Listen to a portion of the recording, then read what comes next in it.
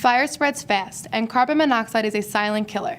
Working smoke and carbon monoxide alarms save lives by quickly giving you and your loved ones an early warning signal that something is wrong. Working alarms are the most critical component of your escape plan. Remember to have both a smoke alarm and a CO alarm, or a combination smoke-CO alarm. One type of alarm is not a substitute for the other. I'm Lieutenant Tom McGarry. And I am EMT Kristen Bernard. And we want you to be FDNY smart.